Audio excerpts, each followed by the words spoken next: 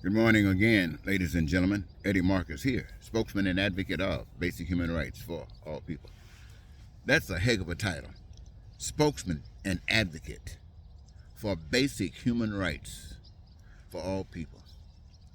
Meaning, human beings, the rights living here on earth in these bodies, during these times, as if you are in heaven. No difference.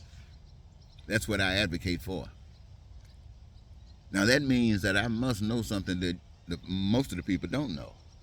Or I know something and everybody else is just silent because I'm definitely speaking.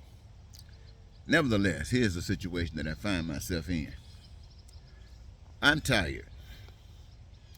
I am tired, and it is nobody's fault but my own. Nobody's fault but my own. You see, this message that I bring it with authority because I have been given authority that there is a God, power, invisible power that is made visible through the evidence of its existence. Man can't master that. In fact, man was made by that power to do the kinds of things that man is able to do. I have evidence to that. Like most people, I used to believe. That means I heard stuff, I read stuff, it sounded good, I accepted it or I didn't. But it was just a belief. And how far would I go with a belief? What would I stake on a belief? And this is the way I see the rest of the people of the world. If you don't know God, all you got is a belief. And if you don't know God, your belief will allow you to do whatever is necessary to maintain at least what you believe. And so, ladies and gentlemen, I understand that when I say I'm tired because I have neglected as well. Your excuse, as far as I can tell, is that you didn't know. My excuse is that I got caught up in it. You see, I got caught up in a situation where uh, my connection did not accept this premise that I offer. And so they engaged in life as we normally do. And in that process, some make it and some don't. My association was one that made it. And so I got caught up in that ride as opposed to recognizing and walking continuously according to the truth. The truth that I've been espousing to you. We always do that. We always talk, but not doing that walk. Now, I did some walking, but some walking is not enough. You got to do the whole walk. And I'm the first to admit that.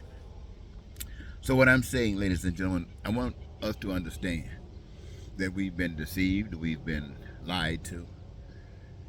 The life that we're living today on this earth is our curse. It is our hell.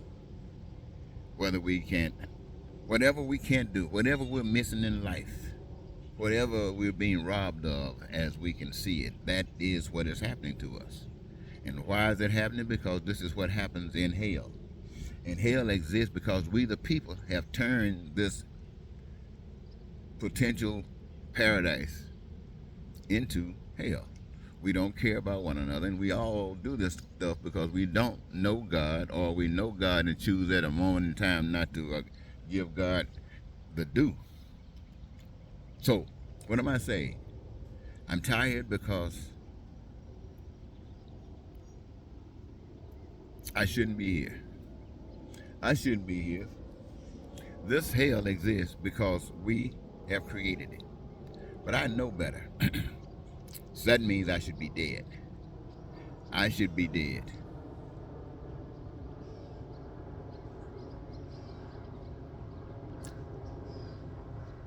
My message has been, seems like I mention it to you every time I make a post, but I have to put at least a little bit into it.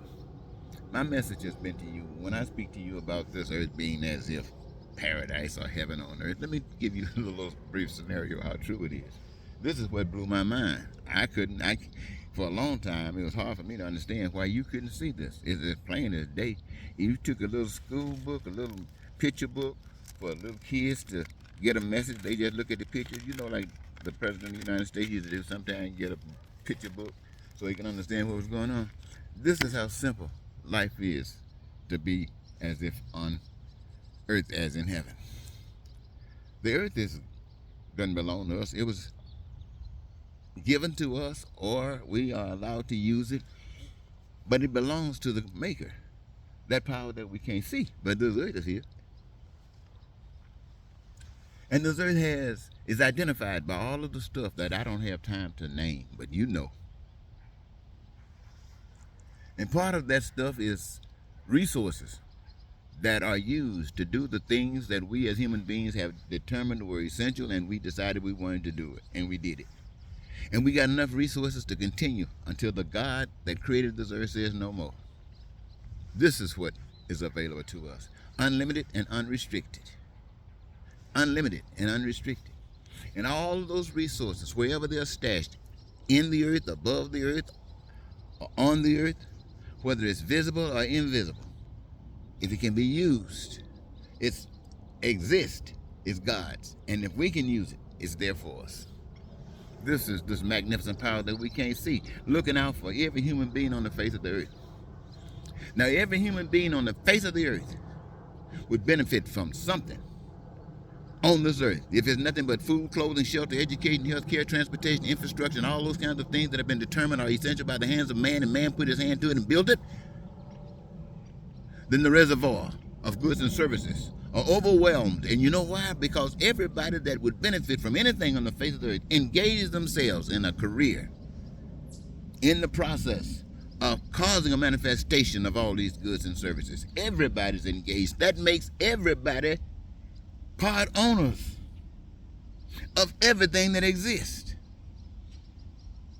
Most of the problems that we have today is because we've been lied to, and we're fighting each other, dividing, trying to conquer, making hatred and racism, all this kind of stuff, trying to get more than others, to save whatever you want to save, to amass, while poverty and crime and violence and all this stuff exists.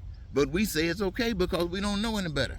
But the message that I'm sharing with you today, ladies and gentlemen, is every last one of you engage yourself in a career that gives you your greatest joy. Nothing you can do can give you more joy than that. Then food, clothing, shelter, education, all that other kind of stuff, that's just in your cupboard. You get what you want it, when you need it, or desire it. Not only that, you live in peace and you're prosperous and free, joyous and happy, and living your dreams. Not only that, your needs, your wants, and your desires are met, whatever you call on them. Now, how simple is that? You're not indebted. You're not arguing with a communist or a socialist or a dictator. You're not arguing with anyone. Why? Because everybody's table is set. And everybody's living a satisfied life. Now, if I know this, and I come and tell you this, I also want you to know that what is happening in this hell that we're living in is that there are those who are not familiar with what I've shared with you.